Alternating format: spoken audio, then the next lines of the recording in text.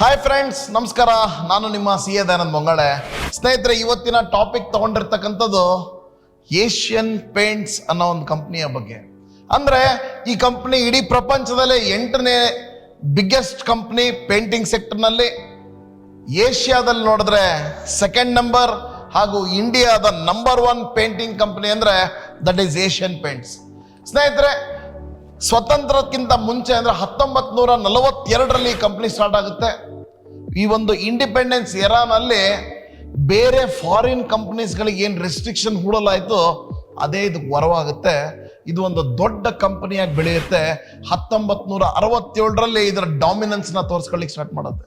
ಸ್ನೇಹಿತರೆ, ಭಾರತ ದೇಶದಲ್ಲಿ 42% ಶೇರ್ ಇರ್ತಕ್ಕಂತಹ, ಅಂದರೆ ಮಾರ್ಕೆಟ್ನಲ್ಲಿ ಶೇರ್ ಇರ್ತಕ್ಕಂತಹ ಒಂದು ಕಂಪನಿ ಇದು. ಈ ಏಷ್ಯನ್ ಪೇಂಟ್ಸ್ ಬಿಟ್ಟರೆ ನೆಕ್ಸ್ಟ್ ಬರ್ಜರ್ ಪೇಂಟ್ಸ್ ಬರುತ್ತೆ, ನೇರೋಲ್ಯಾಕ್ ಬರುತ್ತೆ, ಡ್ಯೂಲೆಕ್ಸ್ ಬರುತ್ತೆ, ಹಾಗೂ ಇಂಡಿಗೋ ಪೇಂಟ್ಸ್ ಕೂಡ ಬರುತ್ತೆ. ಭಾರತ ದೇಶದಲ್ಲಿ ಮಾತ್ರ ಅಲ್ಲ, 14 ದೇಶಗಳಲ್ಲಿ ಇದರ ಪ್ರೆಸೆನ್ಸ್ ಇದೆ. ಇಂಡಿಯಾದಲ್ಲಿ ನಾವು ಹೇಳಿದ್ವಿ ಆಲ್ರೆಡಿ 42% ಶೇರ್ ಇದೆ. ನೇಪಾಳನಲ್ಲೂ ಕೂಡ ಇದೆ, ಬಾಂಗ್ಲಾದೇಶನಲ್ಲಿ ಕೂಡ ಇದೆ, ಶ್ರೀಲಂಕಾದಲ್ಲೂ ಇದೆ, ಹಾಗೂ ಮಿಡಲ್ ಈಸ್ಟ್ನಲ್ಲಿ ಕೂಡ ಇದೆ. ಸ್ನೇಹಿತರೆ, ಈ ಕಂಪ್ನಿಯ ಫೈನಾನ್ಷಿಯಲ್ಸ್ ನೋಡಬೇಕು ಅಂದರೆ ಇದರ market capitalisation more than 2 lakh crores. ಹಾಗೂ ಲಾಸ್ಟ್ ಫೈನಾನ್ಷಿಯಲ್ ಇಯರ್ನಲ್ಲಿ ಇದರ ಸೇಲ್ಸ್ ಎಷ್ಟು ಅಂದರೆ ಒಟ್ಟು ಸೇಲ್ಸ್ 35,000 ಕೋಟಿಗಳು. ಪ್ರಾಫಿಟ್ನ ನೋಡ್ತಾ ಬಂದರೆ ಎಬಿಟಾ ಮಾರ್ಜಿನ್ ಈಸ್ ಅರೌಂಡ್ 18% to 22%. ಹಾಗೂ ಈ ಒಂದು ಶೇರು ಇಡೀ ನಿಫ್ಟಿನಲ್ಲಿ 1.1% ಮಾತ್ರ ವೇಟೇಜ್ ಇರ್ತಕ್ಕಂಥದ್ದು. ಅಂದರೆ ನಿಫ್ಟಿಯ ಮೂಮೆಂಟ್ನಲ್ಲಿ ಇದರ ಒಂದು ಪಾತ್ರ ಅಷ್ಟೇನು ಜಾಸ್ತಿ ಇಲ್ಲ ಅನ್ನೋದು ನಮಗೆ ಚೆನ್ನಾಗಿ ಗೊತ್ತಾಗ್ತದೆ. ನಿಮಗೆಲ್ಲ ಭಾಳ ಚೆನ್ನಾಗಿ ಗೊತ್ತು ಸ್ನೇಹಿತರೆ. HDFC ಇವತ್ತು ದೊಡ್ಡಣ್ಣ ಅಂತ ಕರೆಸ್ಕೊಳುತ್ತೆ. ಅದು ಬಿಟ್ಟರೆ ನೆಕ್ಸ್ಟ್ ಇರ್ತಕ್ಕಂಥದ್ದೇ ರಿಲಯನ್ಸ್ ವೇಟೇಜ್ನಲ್ಲಿ. ಇದರ weightage not so impressive. Yes, ಹಾಗಾದ್ರೆ ನಾವು ಈ ಇಡೀ ರೆವೆನ್ಯೂ ನಾವೇನು ನೋಡಿದ್ವಿ 35,000 ಕೋಟಿಯಿಂದ, ಸ್ನೇಹಿತರೆ ಅರೌಂಡ್ 85 to 90% ಅಷ್ಟು ಇದಕ್ಕೆ ರೆವೆನ್ಯೂ ಬರ್ತಾ ಇರ್ತಕ್ಕಂಥದ್ದು ಡೆಕೋರೇಟಿವ್ ಪೇಂಟ್ಸ್ನಲ್ಲಿ. ಅಂದರೆ ಈ ಮನೆಗಳಿಗೆ ಏನು ಬಣ್ಣಗಳನ್ನು ಹೊಡಿತಾರೋ, ಅಥವಾ ಔಟ್ಸೈಡ್ ಇರ್ಬೋದು, ಇನ್ಸೈಡ್ ಇರ್ಬೋದು, ಇದಕ್ಕೆ ನಾವು ಡೆಕೋರೇಟಿವ್ ಪೇಂಟ್ಸ್ ಅಂತ ಕರಿತೀವಿ. ಇದು ರೆವೆನ್ಯೂನಲ್ಲಿ 85 to 90% ಅಲ್ಲಿಂದನೇ ಬರ್ತಾ ಇದೆ. ಇನ್ನು ಇಂಡಸ್ಟ್ರಿಯಲ್ ಕೋಟಿಂಗ್ಸ್ ಅಂದರೆ ಇರ್ಬೋದು, ಆಟೋಮೊಬೈಲ್ಸ್ ಇರ್ಬೋದು, ರೈಲ್ವೇಸ್ನಲ್ಲಿ ಯೂಸ್ ಮಾಡೋದಿರ್ಬೋದು, ಈ ಎಲ್ಲ ಪೇಂಟ್ಸ್ಗಳ ಒಂದು ಶೇರ್ ಎಷ್ಟಿದೆ ಅಂದರೆ ಸುಮಾರು 10 ರಿಂದ 15%. ಸೊ ನಮಗೆ ಒಂದು ಅರ್ಥ ಆಗ್ತಾ ಇದೆ, ಮೆಜಾರಿಟಿಲಿ ಇಂಡಿಯಾದಲ್ಲಿ ಈ ಡೊಮೆಸ್ಟಿಕ್ನಲ್ಲಿ ಅಂದರೆ ಈ ಡೆಕೋರೇಟಿವ್ ಪೇಂಟ್ಸ್ನಲ್ಲಿ ಲೀಡಿಂಗ್ ಇರ್ತಕ್ಕಂಥದ್ದು ಏಷ್ಯನ್ ಪೇಂಟ್ಸ್. ಲೈಫ್ನಲ್ಲಿ ಕನ್ಸಿಸ್ಟೆನ್ಸಿ ಅನ್ನೋದು ಭಾಳ ಇಂಪಾರ್ಟೆಂಟ್ ಆಗುತ್ತೆ. ಸೊ ಲಾಸ್ಟ್ 10 ವರ್ಷಗಳಿಂದನೂ ಇದು ತನ್ನ ಒಂದು ಸಿಂಹ ಪಾಲನ್ನು ಏರಿಸ್ಕೊಂತಾನೆ ಬರ್ತಾ ಇದೆ. ಸೊ ಡೆಕೋರೇಟಿವ್ ಸೆಗ್ಮೆಂಟ್ನಲ್ಲಿ the share has been consistently increasing. ಸ್ನೇಹಿತರೆ, ಎಲ್ಲ okay, fine, fantastic, company is very good. ಆದರೆ ಯಾಕೆ ಬೀಳ್ತಾ ಇದೆ ಅನ್ನೋದು ಎಲ್ಲರ ಪ್ರಶ್ನೆ. ಏನಾಗ್ಬಿಟ್ಟಿದೆ ಇವತ್ತಿನ ದಿನ ಅಂದರೆ, ಯಾರಿಗೆ ಕೇಳಿದ್ರು ಸರ್ ನನ್ನ ಹತ್ರನೂ ಏಷ್ಯನ್ ಪೇಂಟ್ಸ್ ಇದೆ, ಸರ್ ನನ್ನ ಹತ್ರನೂ ಏಷ್ಯನ್ ಪೇಂಟ್ಸ್ ಇದೆ ಅಂತ ಹೇಳೋ ದಿನಗಳಾಗ್ಬಿಟ್ಟಿದೆ. ಬಟ್ ಎಲ್ಲರ ಒಂದು ಪೋರ್ಟ್ಫೋಲಿಯೋ ನೋಡಿದ್ರೆ ಎಲ್ಲ ರೆಡ್. ಕಾರಣ ಏನು ಅಂದರೆ ಇಷ್ಟೇ, ಪಬ್ಲಿಕ್ ಹೋಲ್ಡಿಂಗ್ಸ್ ಜಾಸ್ತಿ ಆಗ್ತಾ ಇದೆ, FIIs ಹೋಲ್ಡಿಂಗ್ಸ್ ಕಡಿಮೆ ಆಗ್ತಾ ಇದೆ. ಸಾಕಷ್ಟು ರೀಸನ್ಸ್ಗಳನ್ನು ಹುಡುಕ್ಬೋದು.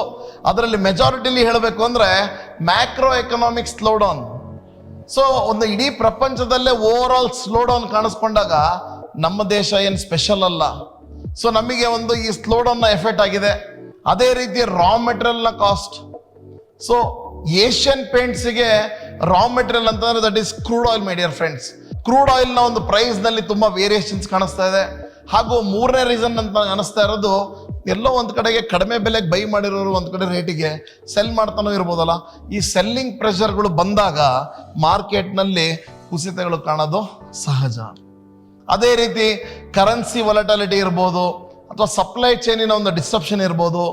ಈ ಎಲ್ಲ ಕಾರಣಗಳನ್ನ ನೋಡಿದಾಗ ನಮಗೆ ಶೇರ್ ಯಾಕೆ ಬೀಳ್ತಾ ಇದೆ? Company is very good sir, but ಆದ್ರೆ ಏನು ಮಾಡೋದು, ಈ ಎಲ್ಲ ರೀಸನ್ಸ್ಗಳು ಇದ್ದಾಗ ಶೇರ್ನಲ್ಲಿ ಒಂದು ಪತನವನ್ನು ನೋಡ್ಲಿಕ್ಕೆ ಸಿಗುತ್ತೆ.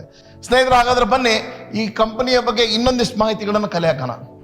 ಸ್ನೇಹಿತರೆ, ಈ ಏಷ್ಯನ್ ಪೇಂಟ್ಸ್ನಲ್ಲಿ ಯಾರಾದರೂ 1990ರಲ್ಲಿ ಏನಾದರೂ ಬರೀ 10,000 ರೂಪಾಯಿ ಇನ್ವೆಸ್ಟ್ ಮಾಡಿದ್ರೆ, ನಾನು ಕಂಪ್ಯಾರಿಸನ್ ಕೊಟ್ಟಿರ್ತಕ್ಕಂಥದ್ದು ಬ್ಯಾಂಕಿನ ಒಂದು ಸಿಂಪಲ್ ಇಂಟ್ರೆಸ್ಟ್ ಆಗಿರ್ಬೋದು ಅಥವಾ ಕಾಂಪೌಂಡ್ ಇಂಟ್ರೆಸ್ಟ್ ಆಗಿರ್ಬೋದು, ಮೂರನ್ನು ನೋಡ್ತಾ ಬಂದ್ರೆ ಒಂದು ಬ್ಯಾಂಕ್ನಲ್ಲಿ ಒಂದು ಸಿಂಪಲ್ ಇಂಟ್ರೆಸ್ಟ್ಗೆ ಅಂತ ದುಡ್ಡಿಟ್ಟಿದ್ರೆ ಆ 10,000 ರೂಪಾಯಿ ಇವತ್ತು 31,000 ಆಗಿರೋದು. ಅಥವಾ ಆ ಇಂಟ್ರೆಸ್ಟ್ ಮೇಲೆ ಇಂಟ್ರೆಸ್ಟ್ ಅಂತ ಏನಾದ್ರು ಗ್ರೋತ್ ಆಗ್ತಾ ಹೋಗಿದ್ರೆ ಅದು ಇವತ್ತು 76,860 ಆಗಿರೋದು.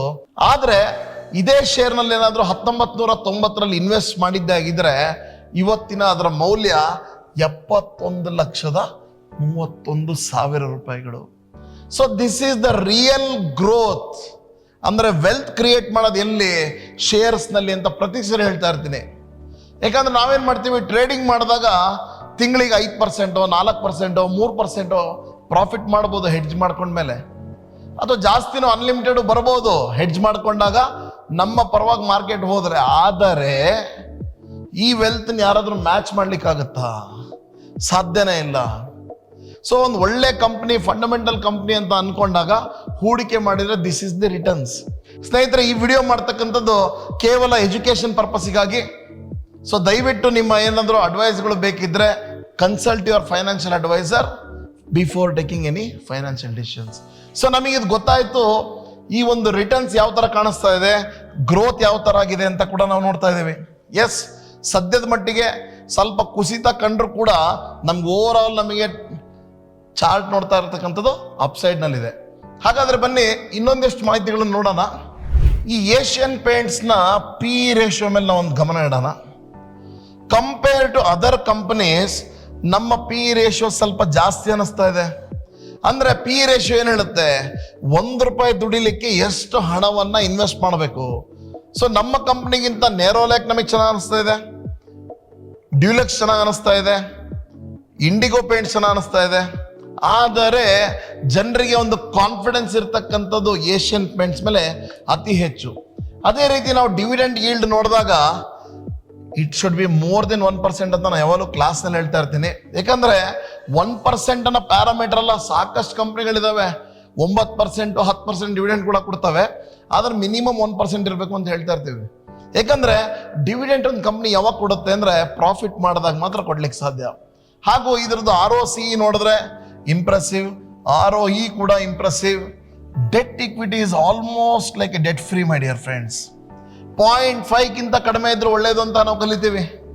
ಸೊ ಡೆಟ್ ಇಕ್ವಿಟಿ ಕೂಡ ನೋಡಿದ್ರೆ ಇರೋದು 0.14 ಇದೆ. ಹಾಗೂ profit, previous quarter profit 1,128. Market capitalisation is more than 2 lakh crores. ಸ್ನೇಹಿತರೆ, ಈ ಹಿಂದೆ ಆಲ್ರೆಡಿ FIS ಹೋಲ್ಡಿಂಗ್ಸ್ ಬಗ್ಗೆ ನಾನು ಮಾತಾಡಿದ್ದೆ. ಪ್ರತಿಯೊಬ್ಬರ ಹತ್ರನೂ ಒಂದೀಗ ಏಷ್ಯನ್ ಪೇಂಟ್ಸ್ ಸ್ಟಾಕ್ಸ್ ಇಟ್ಕೊಂಡಿದ್ದಾರೆ. ಯಾಕೆ ಬನ್ನಿ ನೋಡೋಣ. ಈ FIS ನೋಡಿ, FIS have continuously selling mode ನಲ್ಲಿ ಬಂದು ಲಾಸ್ಟ್ ಕ್ವಾರ್ಟರ್ ನಲ್ಲಿ they have decrease their holdings. ಅಂದ್ರೆ ತಮ್ಮ ಪಾಲನ್ನ ಕಡಿಮೆ ಮಾಡ್ತಾ ಬರ್ತಾ ಇದ್ದಾರೆ FIS. ಸೊ ಆ ಶೇರ್ಗಳಲ್ಲಿ ಎಲ್ಲಿ ಹೋಗ್ತಾ ಇದಾವೆ ಅಂತ ನೋಡಿದಾಗ that is going in the hands of the public.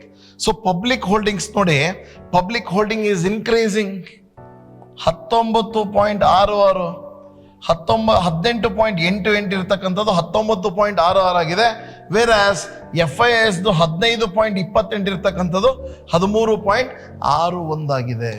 So it is a clear indication FIS cell ಮಾಡ್ತಾ ಇದ್ದಾರೆ, ಪ್ರೈಸ್ಗಳು ಕೂಡ ಡೌನ್ ಆಗ್ತಾ ಇದೆ.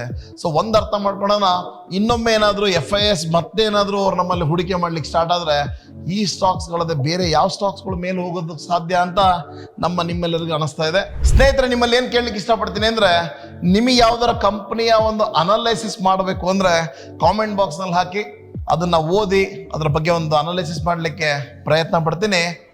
ಅನಾಲಿಸಿಸ್ ಮಾಡಲಿಕ್ಕೆ, ಅಡ್ವೈಸ್ ಮಾಡಲಿಕ್ಕಲ್ಲ. ಸ್ನೇಹಿತರೆ, ಹಾಗಾದ್ರೆ ನಾವು ಇಷ್ಟೆಲ್ಲ ಮಾಹಿತಿಗಳನ್ನು ತಗೊಂಡ್ಬಂದ್ವಿ. ಸೊ ನಮಗೆ ಒಂದು ಅರ್ಥ ಆಗ್ತಾ ಇದೆ, ಏಷ್ಯನ್ ಪೇಂಟ್ಸ್ ಯಾವಾಗ ಹುಟ್ಕೊಂತು ಇವತ್ತು ನಮ್ಮ ದೇಶದಲ್ಲಿ ನಂಬರ್ 1 ಪೊಸಿಷನಲ್ಲಿದೆ. ಏಷ್ಯಾದಲ್ಲೇ ಸೆಕೆಂಡ್ ನಂಬರ್ ಕೂಡ ನೋಡಿದ್ವಿ. ಇದ್ರ ರೆವೆನ್ಯೂಸ್ ನೋಡಿದ್ವಿ, ಎಬಿಟಾ ಮಾರ್ಜಿನ್ ಗ್ರೋತ್ ಆಗ್ತಿರೋದನ್ನ ನೋಡಿದ್ವಿ, ಡೆಕೋರೇಟಿವ್ ಸೆಗ್ಮೆಂಟ್ನಲ್ಲಿ ಕನ್ಸಿಸ್ಟೆಂಟ್ ಆಗಿ ಸಿಂಹಪಾಲ್ ತಗೊಳ್ತಾ ಇರೋದನ್ನ ನೋಡಿದ್ವಿ, ಡೆಟ್ ಇಕ್ವಿಟಿ ನೋಡಿದ್ವಿ, ಡಿವಿಡೆಂಡ್ ಯೀಲ್ಡ್ ನೋಡಿದ್ವಿ, ROC ನೋಡಿದ್ವಿ, ROE ನೋಡಿದ್ವಿ. ಇಷ್ಟೆಲ್ಲ ವಿಚಾರಗಳು ತಗೊಂಡ್ಮೇಲೆ ಒಂದು ಕ್ಲಿಯರ್ ಆಗಿ ಗೊತ್ತಾಗ್ತಾ ಇದೆ, ಈ ಏಷ್ಯನ್ ಪೇಂಟ್ಸಿಗೆ ಬಳದಿರ್ತಕ್ಕಂತಹ ಕೆಂಪು ಬಣ್ಣದಿಂದ ಗ್ರೀನ್ ಕಲರ್ಗೆ ಅಂದ್ರೆ ಹಸಿರು ಬಣ್ಣಕ್ಕೆ ಬರಬಹುದೇನೋ ಅನ್ನೋ ಒಂದು ಆಕಾಂಕ್ಷೆ, ಆಸೆಯಲ್ಲಿ ನಾವು ನೀವೆಲ್ಲರೂ ಇಲ್ಲಿದ್ದೀವಿ.